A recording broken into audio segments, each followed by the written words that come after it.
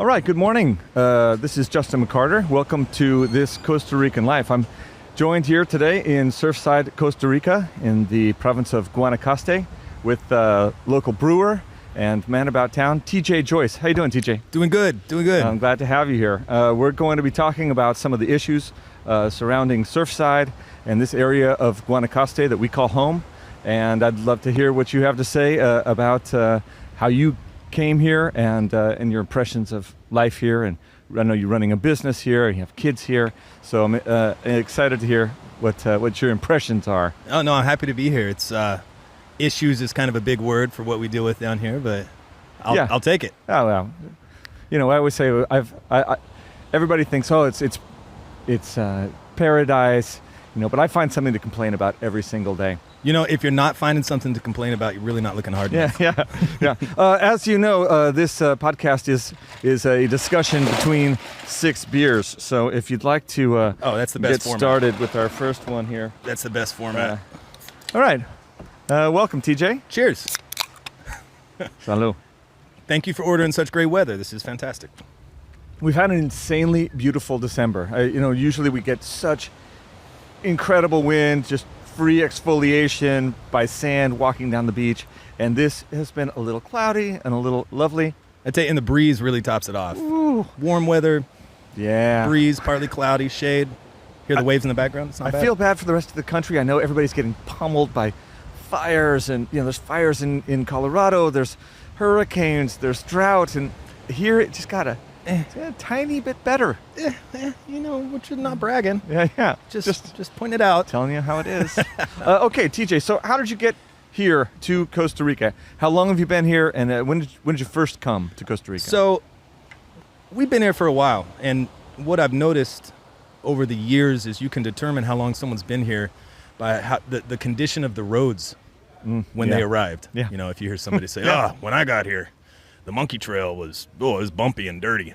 Exactly they've been here probably 4 or 5 years. Yeah. And then if somebody says, when I got here, it wasn't paved all the way to Santa Cruz. Right. You're you've been here for about 20 years, okay. So we've been here, I think, 8 years. Mm-hmm. Whenever you age a dog, you use dog years. Yeah. I'm sure there's some formula to determine how long you've been here in Costa Rica. I also, when I had which dog, I determines my era. Yeah, it really dates you. Mm-hmm. So you used to work for a tour company or explain the company that you were working for. I know that you've done some insane drives, more than anybody that I know. You have covered North and South America. So I worked for a British company. Well, prior to that, I worked for a U.S. company doing adventure tours across the continent in Canada, the U.S., and Mexico. So we would drive foreign clients generally from coast to coast, taking different routes, whether it's the northern route, the U.S. route, or down through the southern U.S. Did that for a couple of years, skiing during the off season because it's not fun to tour in the snow.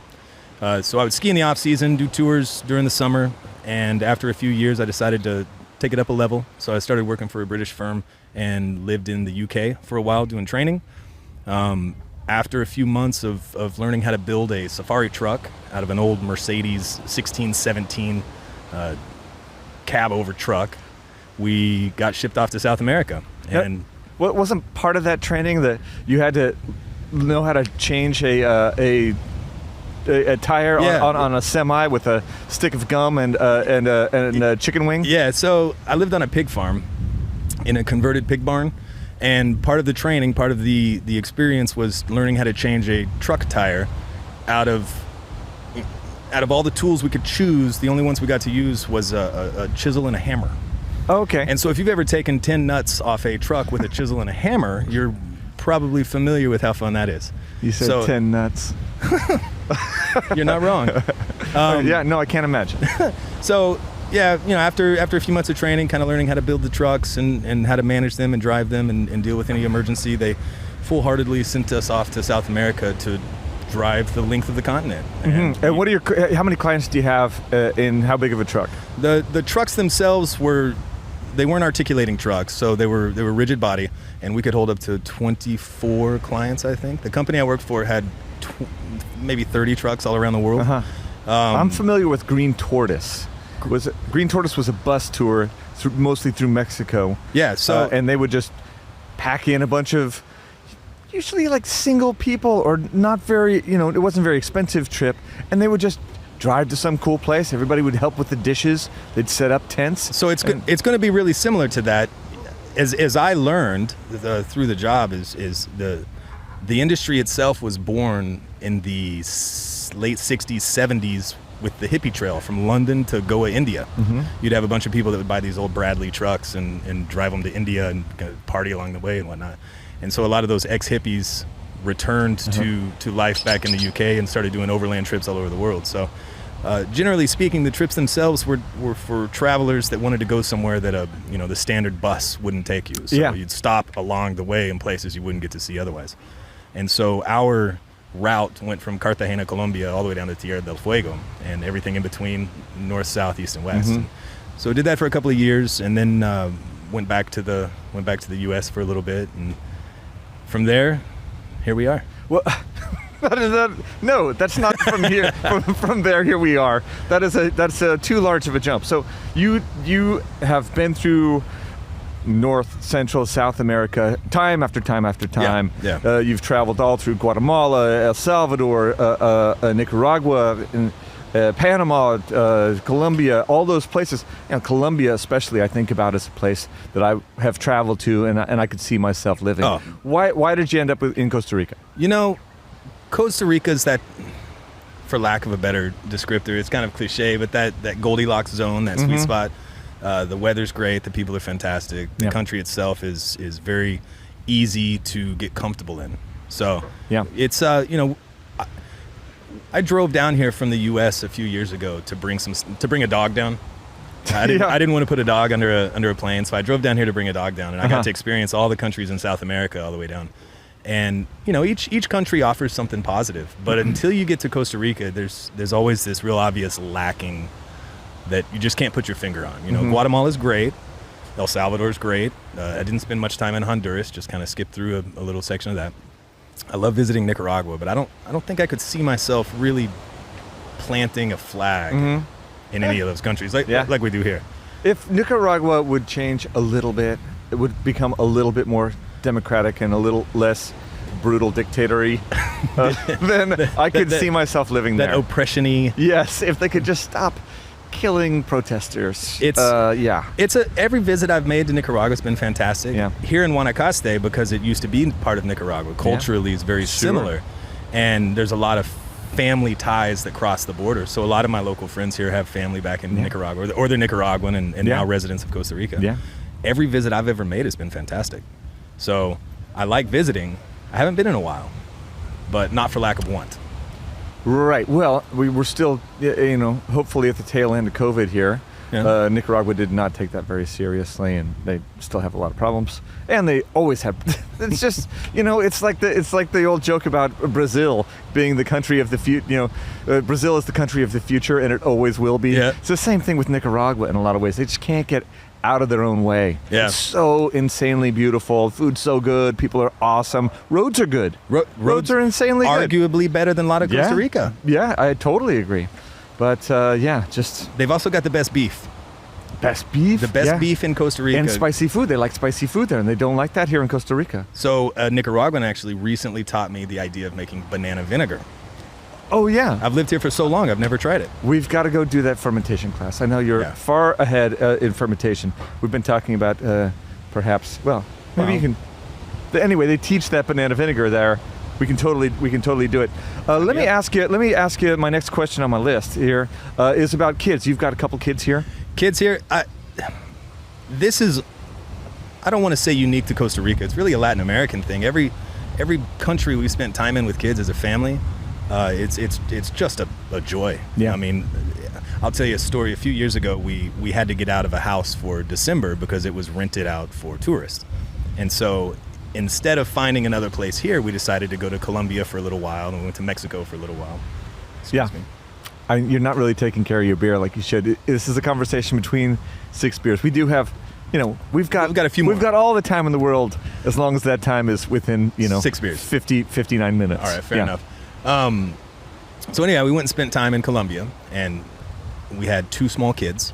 and we would arrive to the airport, and immediately you get put at the front of the line. And, Yeah. you know, we would go sit down at a restaurant, and someone's taking your baby from you to hold it while you get to eat, which is a real treat. Usually parents with the second kid are more willing to give the kid up. The first kid is kept a little closer. Yeah. Then we flew to Mexico, and once again, immigration, we're straight to the front of the line. It's fantastic. And then we flew to the U.S., and I think we arrived at 2 a.m. The kids are exhausted. We're exhausted. Everybody's fussy. We walk into customs or immigration, I don't remember which, and we asked one of the workers there, where's the family line? And she looked at me like, family line? Right at the back of the normal line.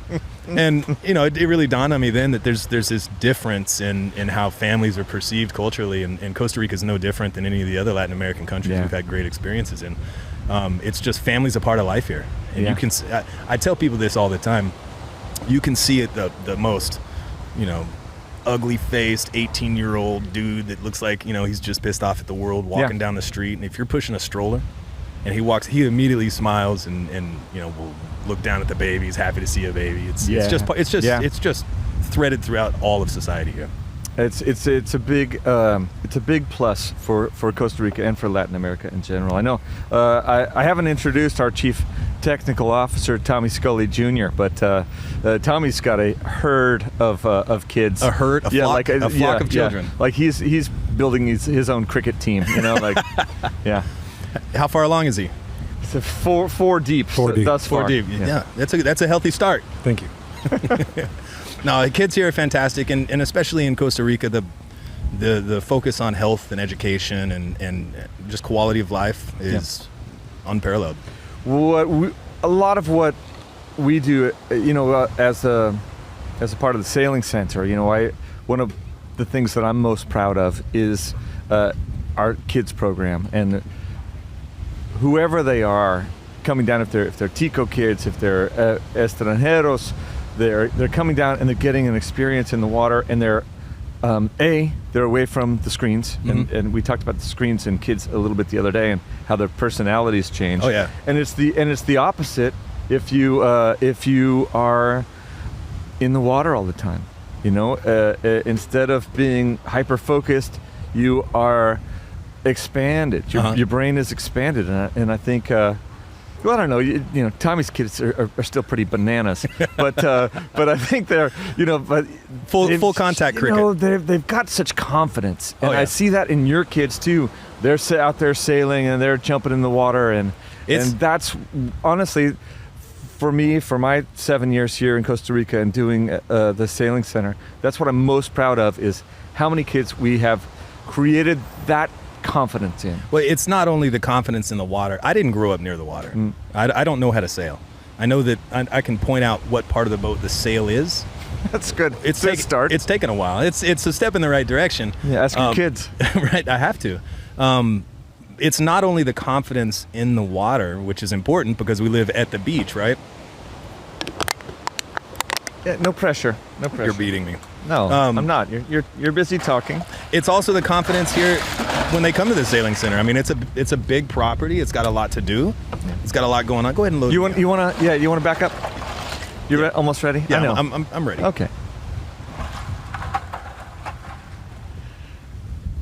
I think I need to exercise more. I think I strained a muscle pulling up that bucket of beers right there. We didn't stretch enough beforehand. Yeah. Easy mistake to make. Ah, there we are. Nice timing.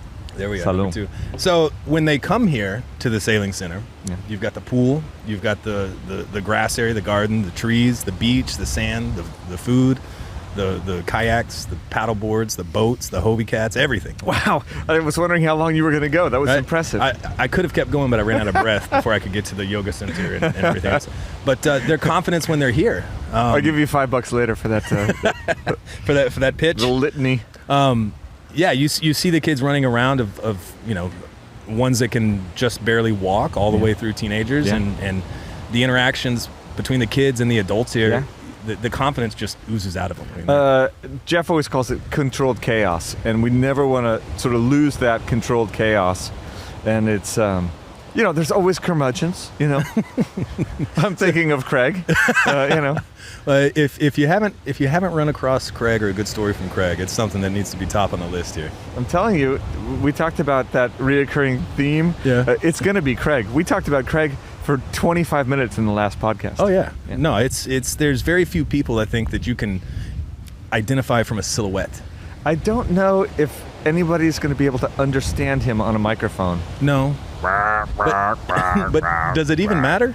I mean, maybe not. No, I don't think it even matters. Just seeing him on a microphone, it's alien technology to him, as far as I'm aware. Yeah. Hey, let's get into brewing. Brewing. So you are the owner of the Potrero Brewing Company. Yes. Formerly known as Cerveceria Independiente, my least favorite name in the history of 11-syllable business names. I can't think of any others. We've rebranded to something that rolls off the tongue a little bit better. Brewing beer. Yeah. So how did you come to brewing? Well, when I ended my career as a travel guide, I wanted to pick up a hobby because living out of a bag was really limiting in hobbies you could have. Mm-hmm. You know, you can't do a whole lot if you have to live out juggling, maybe. Juggling, meditation. That's not a hobby. I mean, it's the worst hobby. It's the worst hobby. It's up there with yo-yoing. It's not even as good. So, one of the hobbies I picked up, I thought to myself, you know, I love drinking beer, as evidenced by. I went light and industrial. It's okay. We're hydrating too. Yeah. These are hard beers to make, by the way. These aren't easy beers. Why do you say that? Because they're the exact same every single time. Yeah. And they have just a hint of flavor. They're mostly water. Yeah. Which it's like a LaCroix. Am I saying that correctly? I'm not LaCroix. I'm not even going to try and correct How do people say things? If you were to put a dropper of vodka in one of those, it would be a beer. It'd be a beer. No, I'm just kidding. Making beer it didn't dawn on me. I've drank beer for years and years and years. And how many things do you consume regularly that you have no idea how it's made? None. Well, except for maybe like Tootsie Rolls. That's a good point. I'm sure they're extruded. But I'm a cook. You know, I Well, I realized I drink all this beer and I don't know how it's made. And so before you didn't know how it's made. You've got I've since learned, believe it or not. So I bought a beer kit, a Mr. Beer kit, and I made beer on a stove top, and it was drinkable. Yeah. And then I made another batch of beer, and it was drinkable. And meaning that it was liquid, and you could choke it down. I was blind. And it got you buzzed. It was a sunk cost. I was blinded by the effort I put into it, and it didn't matter what it tasted like. Yeah. I got a buzz. Okay. So it became a thing where every weekend, it was primarily we would drink every beers. weekend. Every weekend, a 5-gallon beer kit would give you about ultimately 20 big bottles of beer. But you got to wait for a month or so. But if you do it every weekend, you have a constant. Oh, so supply. you invested. Yeah. I would just wait. I brewed too like that, but I would just brew, wait, drink, brew again, wait, and drink. Well, I had a long time preference. I was looking into the future, and I wanted a constant supply of beer. And it made the beers that I bought from the liquor store that much better because they actually tasted good. Okay. Did this as a hobby, and when we moved to Costa Rica, I asked my wife. I said, "What are we gonna do here?" She said, "Well, you better pick something you're not gonna get bored of." I was like, "What are you talking about?" She's a wise woman. She had a good point, and I thought to myself, "What am I not gonna get bored of?" Well, I like beer. I want to drink beer. I don't like paying for beer. So why don't I just make it? So it's funny. I have friends here that I've known for the better part of a decade, and I still don't know their last name. Oh yeah. I'll recognize it if they say it. I'll go, "Oh yeah, that's his last name," but I couldn't just off the top of my head tell you. Well, people have nicknames. Oh yeah, nicknames, or they have a label for some silly thing they've done in the past. Like Harry Back Jack. Yeah, you don't get to pick your nicknames. No, sometimes your nicknames. But I know exactly. Yeah, his boat's right over there. There's only one. Yeah, and you know what? If there's a challenger to the Harry Back, well, that's something the community will take seriously.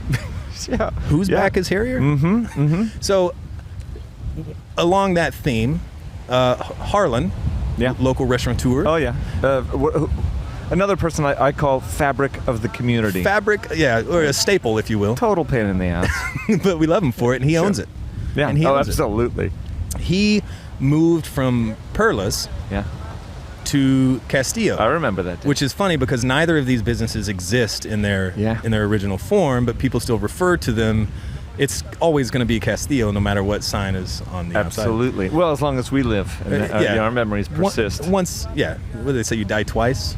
Once literally, and then the last time somebody mentions your name. Oh wow. So what are you, like a shaman? I try. Yeah.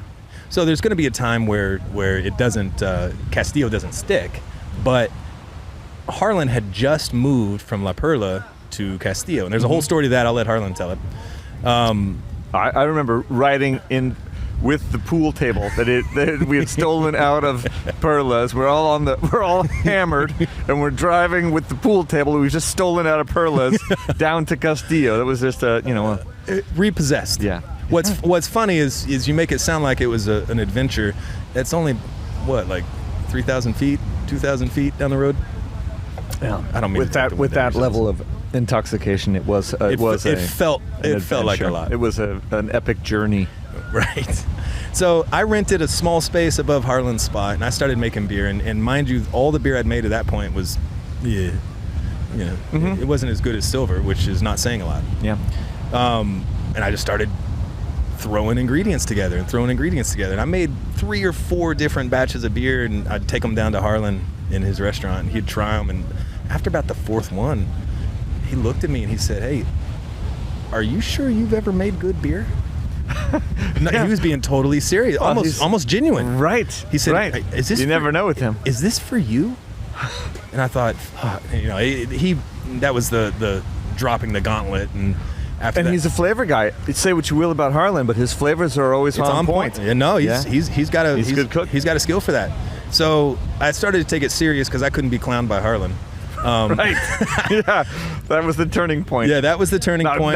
Not to feed and clothe your children. No. You know the scene in Rocky where he starts I think it's Rocky 2, where he's in the mountains in the snow before he fights Ivan Drago. And he's like carrying a slab of beef on his shoulder and that was for a barbecue. Yeah. He's sprinting down a ridgeline somewhere in the snow. Yeah. That was me with brewing. I'm up there sweating like a pig in this hot climate in this enclosed area, making 5 gallons at a time. And finally I started making beer. While not excellent, I thought to myself, fine-tuning. I would order another one. That was always my baseline. Your benchmark. Yeah. If I would drink a beer and say to myself, I would order a second, then I would know that I was onto something. And it started real small. We started brewing 3 barrels at a time in the next place that we were located, and 3 barrels is about 100 gallons. And I thought to myself, if we sell 100 gallons of beer, right, we're on to something. How many Corvettes are we going to buy? Answer, none. Answer is you break even. Yeah. If you're lucky. Uh-huh. But things started to really move forward, and we improved the efficiency of the process, and we produced more, and we weren't sure if the community would support a brewery. Ooh. I mean, you remember back then, like if you wanted a beer that wasn't called... Yeah, nobody knew if anybody here in Surfside liked beer. Yeah, it was a big question mark. It was an enigma, if you will. Wrapped in a question. So it turns out people love drinking beer. The colder the better. Yeah. And it coincided with the uptick in tourism and traffic here after the 2008 crash. And the rest is history. Now we're about to reopen again with a new product, a new name, and So you've rebranded. I remember, we won't go into the whole thing, but we had a lot of flooding here in the area. Patricia and I were flooded out of our house. Your roof collapsed, and you were basically encased, you and your family, in mold. Yeah, and it was a really dire time. Literally, I don't mean that. Yeah, it was a tough time. We were effectively bailed out by a mutual friend, Randy. Yeah. And he said, "Hey, go stay at my place." And we had to live with Mark and Monica for 6 weeks. Yeah, no, that was serious, and it doesn't happen every year. But one thing I really like about Potrero is help is always just around the corner.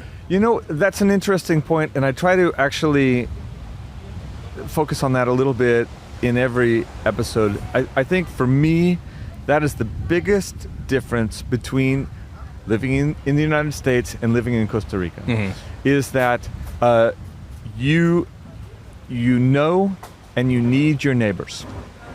Yeah, it's community doesn't happen automatically. You have to participate. And you're forced to. Even the people that wouldn't normally participate run into problems. Need to get a car pulled out of a ditch.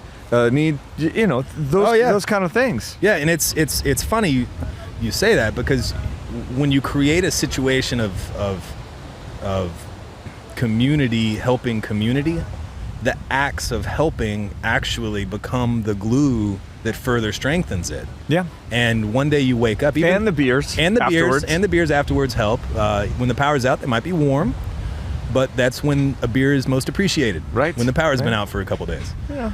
The act of participating in community is part of the fabric in it. And so, you may not have ever in the past talked to this neighbor 2 blocks over, but when he has the chainsaw and the tree's down in front of your house, you learn how to talk to him. And then from then on, you've got that common bond. That reminds me of a Randy Oken story where we had that hurricane that rolled through, knocked down a bunch of trees and everything, and somebody had an electric chainsaw, and there was a Washington D.C. lawyer here. That's here for a year with his family, and I remember that. Right, John Potter. Yeah, and him, pitching in and sawing that was, like, you can tell it was the most macho thing that man had done in his entire damn life. It changed him. I'm sure he went back 2 feet taller. Yeah, absolutely. 2 feet taller. No, it happens here, and you start to.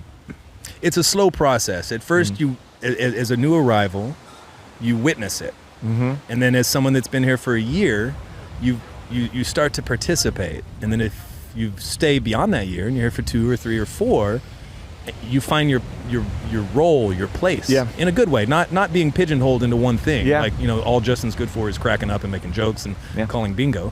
Yeah. You do other stuff. Yeah. Right? I saved those boats the other day. You did save those boats the other day. Yeah. I have a purpose. Your hat rack must be 30 feet tall. You wear a lot of them.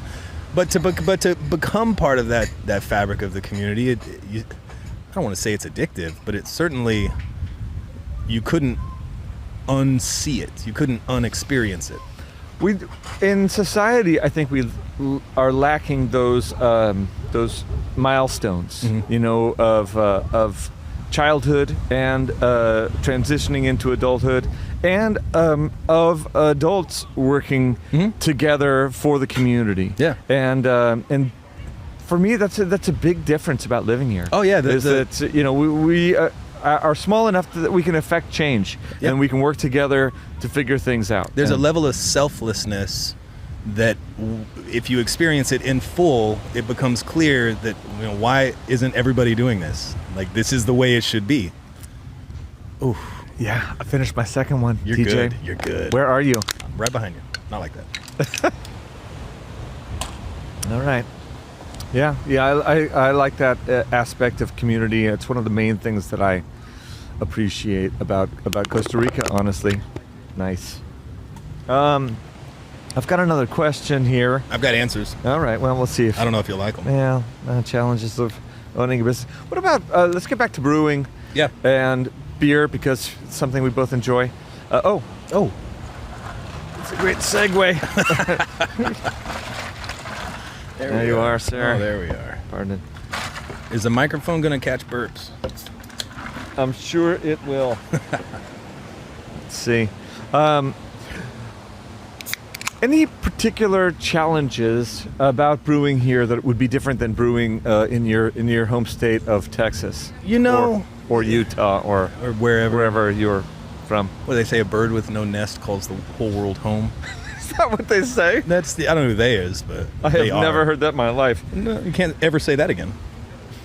So, the challenges of brewing here, I think, speaking more of the challenges of doing business here, I think is probably. Oh yeah, well, good. Yeah, that's probably a bigger question. All right. It's the number of people that you meet or that you run into down here that have just moved here and have these grand plans. It's a land of opportunity. If you're an entrepreneur, it absolutely is. It absolutely is. However, there's so many needs. There's a lot of needs. In fact, I spoke to a buddy, a good friend of mine for a long time. He's a quite successful entrepreneur, and he has people ask him all the time, what business do they need here? And he looked them straight in the eye and said, all of them. All of them. Do them well. I need a French fry guy. Do them. And I need a decent car mechanic. Exactly. Do anything well. Yeah. And with honor, and you'll be successful. Yeah. But with that in mind, it's different here. I always tell people there's two parts to moving down here successfully. The first is coming down here and learning the local custom and learning the way things are done here. But an often forgotten part is letting go of how things were done back home. To have your expectation of how things were back home and try and overlay them or apply them here oftentimes results in failure. You can't... Almost always. Yeah, almost always. I mean, upwards of 95%. I can't think of an American, by American, I mean North American, U.S. or Canadian style of business that has been perfectly seamless in rolling down here. I can't think of one. It just doesn't happen like that. And so with that in mind, what it really takes is almost starting from scratch in how you perceive business and opportunity and entrepreneurship. And, I don't know if we can get all philosophical on this We're on the podcast. third beer, TJ. That's when it happens. Okay, then here we go. So there was a dude way back in antiquity. I don't know if you ever heard of him, Socrates. I think he invented the toga. He had this he had this way of looking at philosophy where he just continues asking questions until you could arrive to the most basic truth, right? The Socratic method. And so this concept of first principles, like whenever you understand something at the most basic level and then build your knowledge from there. I think it's a good practice for anybody that wants to come down here and do something is to keep asking questions about the process until you get to the most basic truth. And once you understand how business and entrepreneurship, like the essence of it in Costa Rica, that's when you start building your business. Do you have an example of when that all hit home for you? It's still hitting home. It's an ongoing process. I have an example of that. Do tell. It was the lawnmower. I think the Costa Ricans are the most beautiful people. They're family oriented. They're good folks. People. Some of them are hard workers. Some of them aren't hard workers. We're all like that. But one thing that the Costa Ricans, in general, don't like is conflict, and that has been the biggest hurdle for me as a North American businessman coming down here and trying to run a business down here. They don't like conflict. They don't like harsh words. And so you have to learn patience all over again. And the lawnmower was my biggest learning moment where I said, hey, nobody's been mowing the lawn. The lawn, it's like 7 inches long. We got to mow the lawn. Why has nobody been mowing the lawn? I just noticed. I've got, like any businessman, you got 25 different things going. And I didn't notice the lawn. It had been a couple of weeks. Flew under the radar. And I said, what's up with that? And they said, the lawnmower's broken. And I was like, well, when did that happen? They're like, I don't know, 2 or 3 weeks ago. What today? Like, just somebody breaks the lawnmower. I mean, things break. It happens all the time. But the fact that it breaks, we're just going to put it back in the garage, and we're just going to stop mowing the lawn, and we're just going to take that one off the list. Like, that's like Costa Rica business in a nutshell for me. Yeah, is we don't like conflict. I don't really want to tell you that the thing got broken because you're going to be disappointed. Well, you have to also wonder is there true value in having the lawn mowed? There is. Yeah. Otherwise, it's chaos. Chaos reigns. It's controlled, right? Not in this case. Okay, so that violated the watchword, controlled chaos. Yeah. Well, it's the Vermin Jeff Herman rule number 1. Vermin Jeff Herman. Controlled chaos is okay. No, doing absolute chaos is not okay. I think that's the dividing line. It should be on a shirt or a sign with the Sailing Center logo underneath it. somewhere on the road. I remember a shirt that you wanted to have printed, which was, you know what you should really do. You know what you should do. Yeah. it's and that goes back to the idea of people bringing their concepts. Everybody rolling in for a beer and dreamscaping. Yeah. What would I do if I was here? Yeah. You know what you should really do. Well, what's funny is, God, we've got a great staff. You have a great staff here. It oftentimes winds up being like family, and to see and hear their perceptions, these Costa Ricans' perceptions of the customers that we have is really illuminating, because it's almost like they're having just as much of a novel, fun experience watching all these, Europeans and North Americans come down. Just almost like, wow, you guys are... You're weird people. You guys are different, So it's fun. It's fun if your expectations are in the right place. Yeah. It's fun if you just accept that you're not at home. It's rewarding, and like you said, it's such a beautiful country, and the people are so fantastic. Oh, it makes it all worth it, and the sound of the waves in the background. You've got a horrible office here. I can't believe you'd come here 6 days a week. I think that people have an expectation of trying to make a lot of money, and they come down here and people want to make a lot of money in Costa Rica. And what's the old saying? Yeah. How do you leave Costa Rica with $1 million? Bring $2 million? No, but money's not it, man. Money. Well, that's the thing, is that the joke is it's a lifestyle. Right. Yeah. No, money's like the oil in a car, right? Yeah. The point of a car is to get from A to B. You need some oil in it so it doesn't, break down on the way. Yeah. I think that encapsulates. That's right. The point of the car is not to buy oil. Yeah, you need the oil to get there, but the A to B is the purpose. Absolutely. And so, that's a nugget of wisdom right there. Was I've never said nice. that out loud. Yeah, it fits. Go ahead and write that down and put my name at the bottom. New T-shirt, everybody. New T-shirt coming out after the "You Know What You Should Do." Or maybe that one's good. That phrase will be on the back. Let's hope that takes over the top. Yeah. What was it again? We're 3 beers in. I think it's recorded. It's recorded. Yeah, thank we goodness. can go back. We'll review the tapes. We'll review the tapes. Well, let's check my little list here, TJ. We've covered some important ground. Yeah. Let's finish up today by talking a little bit about a project that affects the area quite a bit, and that you might have some extra knowledge on, other people might not know about. When I first came to Costa Rica in 1994, I sailed here from California. We sailed into Playa del Coco, and the next stop was here in Playa Potrero, because there was a marina. We could put that boat into the marina and have a safe place for it.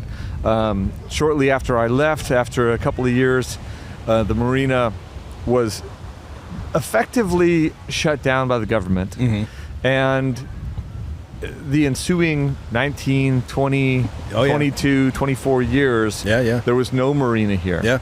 It's, the story of the marina, it's funny, ironic. Right now there's just a nice onshore wind right now, so the waves are a little choppy, but generally speaking, this bay is as calm as it gets.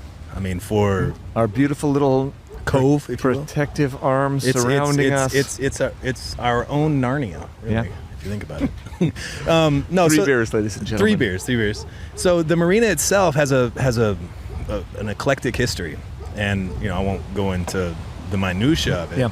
But there's a effort underway successfully, in a very impressive way, to bring back the marina to the area. Yeah. And it's a project that I think a lot of people are excited about and watching and trying to understand the implications of on the area. Well, why don't you enlighten us? From your perspective. From my subjective perspective. Sure. The inputs economically of this area far outweigh the outputs. There's no palm oil plantations here. There's no banana plantations or pineapple plantations.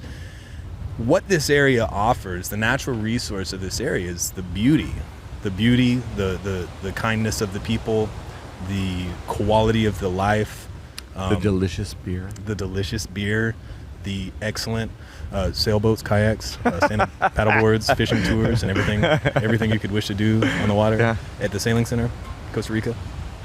That's the resource that this area offers, and in order to properly manage that resource, it's important to grow in a way that is respectful and considerate for not only the natural resource of the land and the ocean and the water, but also the communities.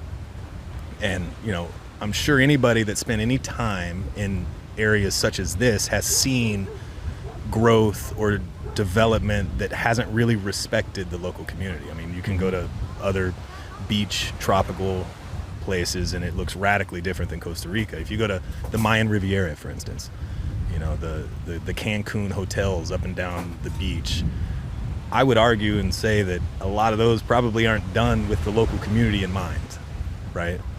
So to see the marina be built to the standard and the quality that it is, but also with a very, very comprehensive nod to how it affects the local community, I think is a positive development. Those guys showed up at our doorstep and said, "Hey, we're part of the team here at the marina, and we want to bring more trees and more and more life to the bay. Do you have places that we'll bring in trees? We'll tell you how to care for them. We'll put them in for you." And I thought that was not only a nice step of outreach to the local businesses that happen to be on the beach, but also to say, hey, we understand that the naturaleza here is the important thing. Absolutely, and to start off on that foot, to engage the community. I know that the marina has, and the team behind it has engaged members of the community, both business members, local. I told him to get off my lawn. Did you have Craig say it for you? Yeah, I chucked a coconut at him. Yeah. No, if you don't have Craig saying it for you, did it really happen? So what do you see? What's going to happen with the marina? We've talked about this in the past, and I thought you had a real interesting point about the marina is going to grow up, and we're adjacent. We're marina adjacent, like space adjacent, for where Bezos went with his spaceship, with his dick-shaped spaceship. We're close. Yeah, we're close to space. In fact, I can see it from here. I don't know if the camera can catch it, but it's over there. Mm-hmm. I view the marina as a hub of sorts. You could say transportation, because I know boats are going to come here. We had a giant cruise ship here the other day. The Windstar was here. Never have seen that before. It's the second time 7 years. It's the second time I've seen it. It was here probably 5 or 6 years ago. Further out. It was further out, but they set up the tent over there on the south end of the bay. Mm-hmm. They ferry all the guests in and whatnot. I think that as a hub, as an integral part of the infrastructure in the area, I think it's going to bring more attention, more opportunity, and ultimately going to dictate the growth pattern of the community. And over here, if you were to stand on the breakwater over there and look towards this way, it's almost like the sailing center is like a little oasis on the other side of the water. Mm-hmm. And while everything over there is going to be fantastically done, I'm confident. You are? Yeah, absolutely. Why do you have that confidence? I know a lot of the people involved, and they're very capable people. They're good people. But, sometimes you want it a little rough around the edges. Sure. Sometimes you want to slum it. Yeah, you want to come over here. Dive bar it. You want to come over here and dive bar it. Yeah. Maybe you don't feel like wearing a fresh shirt. Maybe you have a 3-day-old saltwater stink to you. Yeah. You want to come over here and see what the other side looks like. It's called an aroma. Or a patina, a human patina, if you will. No, I predict that this is going to be a complementary area over here. I think that any time you have a center of focus, such as a marina or a resort, people also want to expand out and see what's in the area. And there's a level of authenticity over here.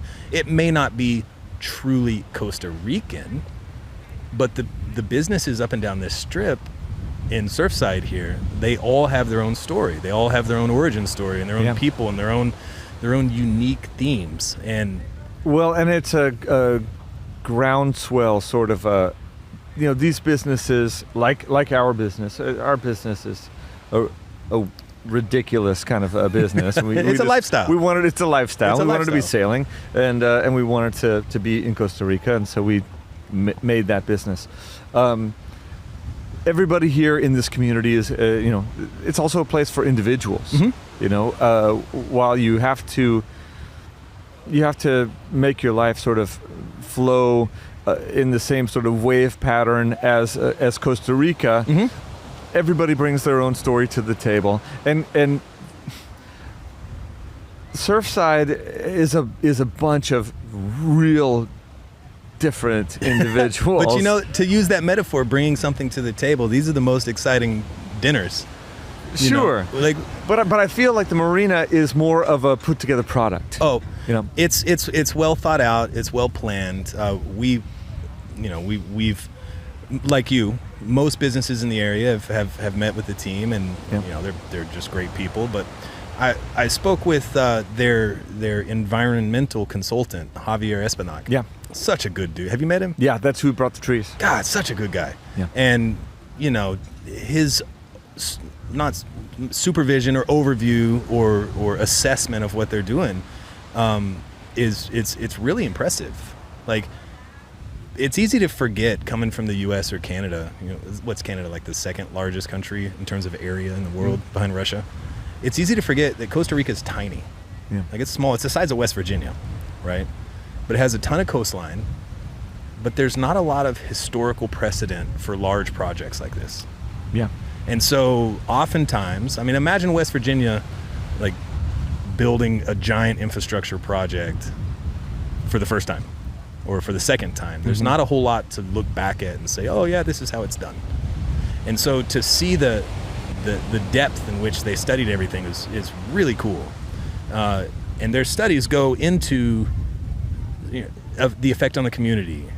How are we going to include the local people into jobs, and how are we going to make sure the environmental impact is positive? And so the put togetherness that you mentioned, for me, is like, they've thought about it way more than I think I would be capable of thinking about it. Yeah. Which is, that inspires confidence. As you see I wish them luck. I worry as a beach resident here in Potrero. I worry about the impact environmentally. As a sailor, I don't like gas-powered vehicles. I don't like gas-powered boats. If we could limit jet skis, then I think that's a concession. I think we. I would love to ban jet skis from all of Costa Rica. I would like to have it as a law. It's usually they keep over to Flamingo, but they're spreading out. I'm building my trebuchet right now. I'm going to launch. I don't want to get the tourists, but the lead guy who's zipping in past the swimmers and everything. I think I can get that thing timed. I'll give him a shot across the bow first before I really go for it. Hey, look, if you volley out jellyfish, oh, interesting. Less than lethal, but certainly send a message.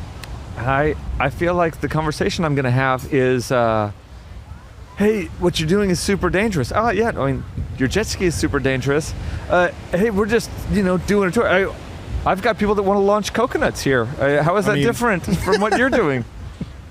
No, it's all that aside, the marina is coming. It's gonna be here. And you know what? It was always going to happen. It was here I would before. have bet $1,000. I know it wasn't gonna happen. I know you were in my lifetime. Well, that's because you had decades of empirical evidence to say so. If it's gonna happen, based on my experiences, I don't think there could be a better group putting it together. So nice to hear. You can't stop progress. Yeah. And that's not unique to here. That's everywhere. Sure. And so if it's going to happen, let's make sure that we got good people doing it. And absolutely. I feel confident about that. I'm glad to hear that. I'm excited for the project, and as a sailor coming down the coast, I stopped because of that, because it was here. You know what?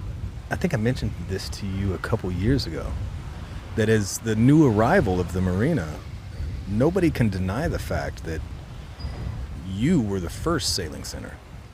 True. You know, and I think that needs to be included on a shirt also. I was the first. You know what you should really do? Start a t-shirt company. Well, with that, This TJ? was a pleasure. I have one sip left. me too. Oh, funny how that works. Salud. Salud. Thanks, everybody. That was fun. All right.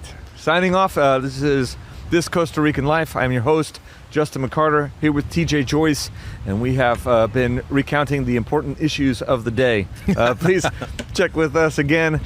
Check our other podcasts, and please come and see us here in Surfside, Playa Potrero, Guanacaste. Costa Rica. We would love to have you here. Cheers. Salud.